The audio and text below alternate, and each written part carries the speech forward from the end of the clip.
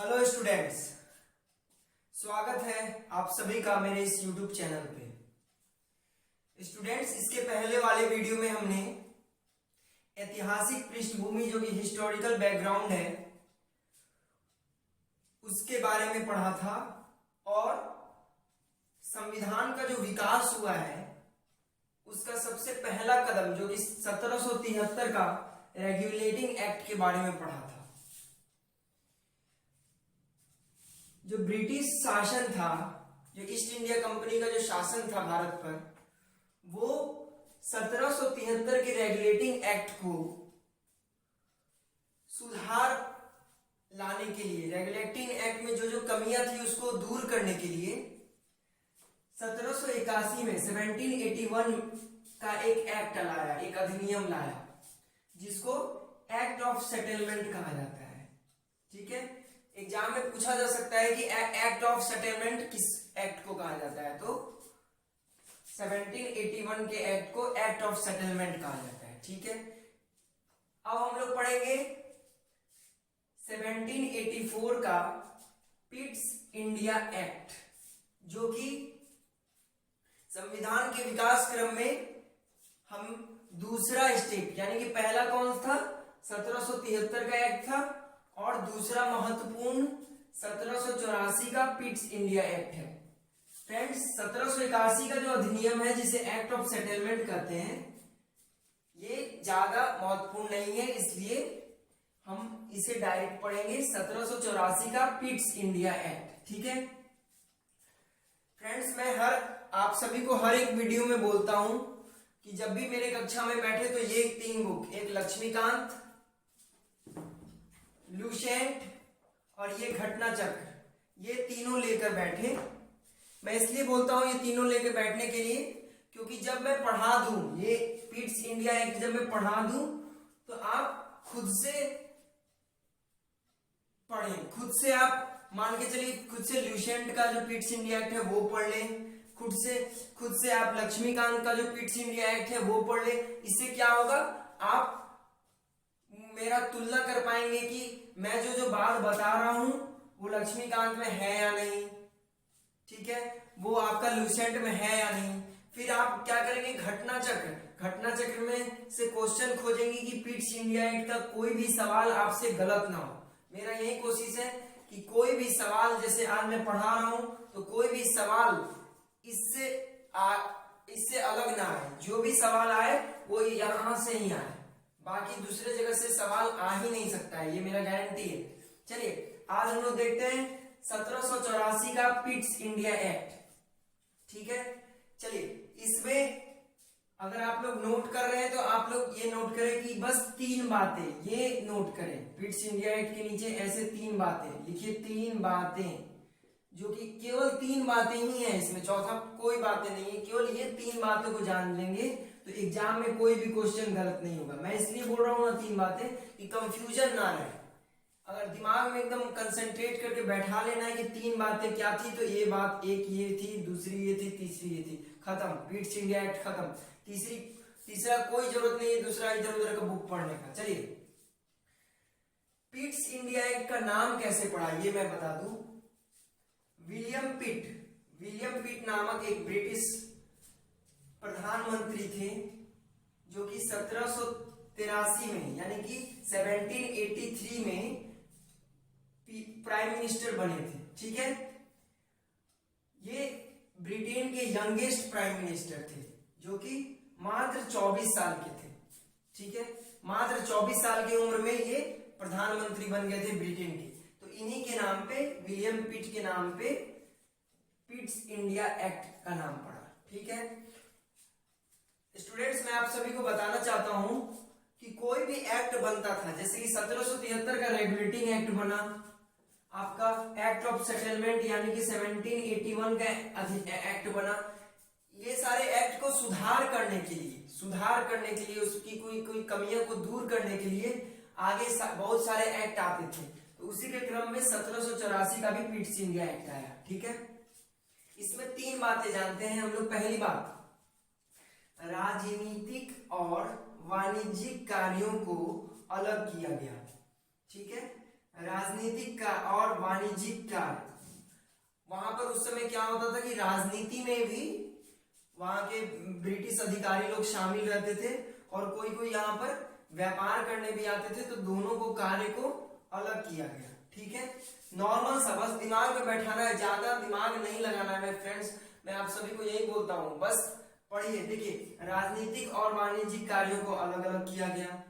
चलिए ठीक है, अब दूसरा पॉइंट, व्यापारिक मामले के लिए बोर्ड ऑफ डायरेक्टर्स, निदेशक मंडल यानी कि डायरेक्टर्स, बोर्ड ऑफ डायरेक्टर का गठन किया गया। ठीक है, व्यापारिक मामलों के लिए बोर्ड ऑफ डायरेक्टर्स का गठन किया गया और राजनीतिक मामलों के लिए बोर्ड ऑफ कंट्रोल का गठन किया गया। ठीक है, बहुत सिंपल सा ये बात है। व्यापारिक मामले, जो भी व्यापार से संबंधित मामले थे, उनको बोर्ड ऑफ डायरेक्टर्स का गठन किया गया, उसमें निदेशक मंडल का गठन किया गया। और राजनीतिक मामले जो जिससे संबंधित के लिए बोर्ड ऑफ कंट्रोल का गठन किया गया। ठीक है, तो बोर्ड ऑफ कंट्रोल क्या करते थे, वो राजनीतिक मामलों को कंट्रोल करते थे, देखते थे। और बोर्ड ऑफ डायरेक्टर्स क्या करते थे, व्यापारिक मामलों को कंट्रोल करते थे। तो यूपीएससी क्या करेगा, यूपीएससी स्टेटमेंट में अपना सवाल क्वेश्चन देगा, वो आपको कंफ्यूज करेगा। वो आपको बोल देगा कि राजनीतिक मामलों के लिए बोर्ड ऑफ डायरेक्टर्स का गठन किया गया था, जो कि गलत हो जाएगा, क्योंकि राजनीतिक मामलों के लिए बोर्ड ऑफ कंट्रोल था। ऐसे ही वो दे देगा कि राजनीतिक मामलों के लिए बोर्ड ऑफ कंट्रोल का गठन किया गया था, तो ये सही हो जाएगा। तो यूपीएससी क्या करता है, स्टेटमेंट देके आपको कंफ्यूज करता है। इसलिए मैं बोलता हूँ बार बार रिवीजन कीजिए। देखिए, इस ढंग से लिखिएगा, छोटा छोटा बॉक्स बनाकर, तो आपको रिवीजन करने में भी पीटीके में बहुत आसानी होगा। ठीक है, चलिए, व्यापारिक मामलों के लिए बोर्ड ऑफ डायरेक्टर्स, राजनीतिक मामलों के लिए बोर्ड ऑफ कंट्रोल। अतः नियंत्रण परिषद की स्थापना, नियंत्रण परिषद, इसको नियंत्रण परिषद बोला जाता था, नियंत्रण करते थे ये व्यापारिक और राजनीतिक मामलों को का, इसलिए इसको बोला जाता था नियंत्रण परिषद। तो नियंत्रण परिषद क्या था, इसकी स्थापना, नियंत्रण परिषद ये सारे व्यापारिक और राजनीतिक मामलों को नियंत्रण करते थे। तो क्वेश्चन बहुत बार सीधा सीधी पूछता है, ऐसा कौन सा एक्ट है जिसमें नियंत्रण परिषद की स्थापना की गई, तो वो कौन सा एक्ट हो जाएगा, 1784 का पिट्स इंडिया एक्ट। ठीक है, चलिए, दो बातें हम लोग जान गए, एक, राजनीतिक और वाणिज्यिक कार्यों को अलग अलग किया गया, व्यापारिक मामलों के लिए बोर्ड ऑफ डायरेक्टर, राजनीतिक मामलों के लिए बोर्ड ऑफ कंट्रोल, अतः नियंत्रण परिषद की स्थापना की गई। ठीक है, चलिए, ये जो है व्यापारिक मामले के लिए बोर्ड ऑफ डायरेक्टर्स और राजनीतिक मामलों के लिए बोर्ड ऑफ कंट्रोल, इसी को यहाँ पर बोला गया है द्वैध शासन, यानी कि व्यापारिक कार्य के लिए अलग शासन चलेगा, राजनीतिक कार्यों के लिए अलग शासन चलेगा। तो द्वैध शासन व्यवस्था का शुभारंभ हुआ है। यहाँ क्या है, द्वैध शासन व्यवस्था का बीज डला है। ठीक है, सबसे पहले यहीं पर हुआ है शुभारंभ। ठीक है, शुभारंभ हुआ है यहाँ पर, कहाँ क्या हुआ है, द्वैध शासन, इसी को बोला जाता है द्वैध शासन। इस सेंस में व्यापारिक मामले के लिए अलग डायरेक्टर्स है और राजनीतिक मामले के लिए अलग कंट्रोलर्स है। ठीक है, दोनों को अलग अलग विभाग देखेंगे, तो इसी को बोला जाता है द्वैध शासन का यहाँ शुभारंभ हुआ है। तो पूछ सकता है कि द्वैध शासन का शुभारंभ, मैं अब वर्ड्स पे आप गौर कीजिएगा, शब्द पे, शुभारंभ यानी कि यहाँ शुरुआत हुआ है, स्टार्टिंग हुआ है यहीं से, कहां से, 1784 का पिट्स इंडिया एक्ट से। चलिए, अब हम लोग तीसरा बात जानते हैं, ब्रिटिश सरकार को ईस्ट इंडिया कंपनी के मामले और भारत पर प्रशासन करने के विषय में सर्वोच्च नियंत्रण, इसको हाईलाइट कीजिए। यानी कि ब्रिटिश सरकार को क्या किया गया, ईस्ट इंडिया कंपनी के मामले और भारत पे प्रशासन के विषय में सर्वोच्च नियंत्रण, यानी कि ब्रिटिश सरकार को अब पूरा फुल पावर था यहाँ का नियंत्रण करने के लिए। तो ब्रिटिश सरकार को फुल पावर मिल गया, ब्रिटिश सरकार के जो अधिकारी रहते थे वहां बैठे रहते थे, यानी ब्रिटेन में बैठ के वहां से वो यहाँ कंट्रोल करते थे। देखिए, ब्रिटिश सरकार को ईस्ट इंडिया कंपनी और भारत पे प्रशासन करना, यानी कि ईस्ट इंडिया कंपनी का भी जो काम होता था उसको भी देखते थे और भारत को जो पूरा शासन करते थे ये लोग, तो उसको भी देखने का पूरा सर्वोच्च नियंत्रण हो गया। तो नियंत्रण में क्या क्या हो गया, नागरिक संबंधित यानी कि यहाँ के लोग से संबंधित कुछ मामले, सैन्य विभाग पर नियंत्रण, राजस्व गतिविधियां यानी कि टोटल नियंत्रण, टोटल कमांड यहाँ पर ईस्ट इंडिया कंपनी 1784 के पिट्स इंडिया एक्ट के द्वारा ब्रिटेन सरकार को, वहां पर जो सरकार था, कहा किसका सरकार था, विलियम पिट का जो सरकार था, वो लोग क्या करे, धीरे धीरे भारत पे पूरा रूल करने के लिए अपना वो अलग अलग अधिनियम बनाते थे। तो इस अधिनियम के द्वारा ही टोटल कमांड, सर्वोच्च नियंत्रण, सबसे ज्यादा नियंत्रण, और सबसे पहला ये ऐसा एक्ट है जहां पर ये लोग ने नियंत्रण किया। ठीक है, तो हम लोग आज पढ़े 1784 का पिट्स इंडिया एक्ट। अब आपको क्या करना है, आपको लक्ष्मीकांत से फिर से पिट्स इंडिया एक्ट पढ़ना है और लूसेंट से भी पिट्स इंडिया एक्ट पढ़ना है। और जब आप लोग पढ़ लेंगे तो इसके बाद क्या करना है, घटना चक्र से बनाना है। मैं फ्रेंड्स मेरा यही कोशिश रहेगा ना कि आपका कम से कम पीटी पास हो जाए, क्योंकि पीटी ना रुके।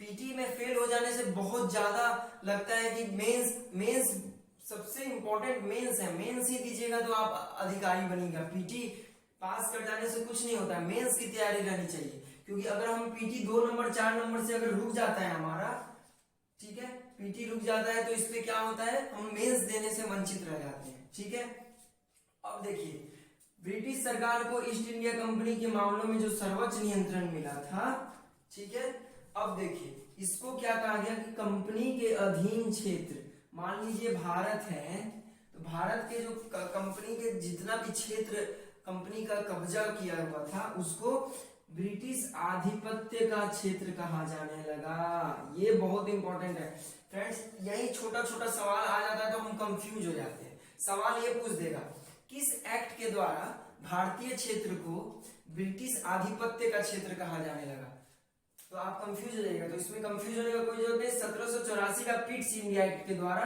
ब्रिटिश जितना भी क्षेत्र था, ब्रिटिश के अधीन क्षेत्र थे, ब्रिटिश कंपनी के अधीन क्षेत्र थे, उसे ब्रिटिश आधिपत्य का क्षेत्र कहने जाना है। कंपनी के अधीन जितने भी क्षेत्र थे, कंपनी ने जहां जहां भी कब्जा करके रखा था उसको ब्रिटेन का क्षेत्र बताने लगा। देखिए ब्रिटिश आधिपत्य यानी कि आधिपत्य का मतलब वहां पर वर्चस्व, यानी कि उसका दबदबा या मान के चलिए उसका कब्जा, ब्रिटिश आधिपत्य का क्षेत्र कहा जाने लगा।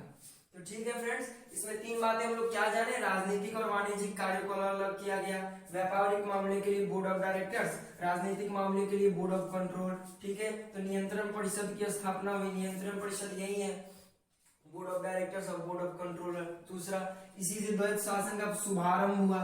शुभारंभ शब्द को गौर से देखिएगा। ठीक है, अब देखिए तीसरा क्या था, ब्रिटिश सरकार ने ईस्ट इंडिया कंपनी के मामले और भारत पे प्रशासन करने के लिए सर्वोच्च नियंत्रण प्रदान किया। यानी कि नियंत्रण किस किस भाग में, नागरिक प्रशासन में, सैन्य विभाग में, राजस्व गतिविधियां में, इस सब में क्या हुआ, सर्वोच्च नियंत्रण। इसी के अधीन कंपनी के जितने भी अधीन क्षेत्र थे उसको ब्रिटिश आधिपत्य का क्षेत्र कहा गया। फ्रेंड्स बस आज के लिए बस इतना ही।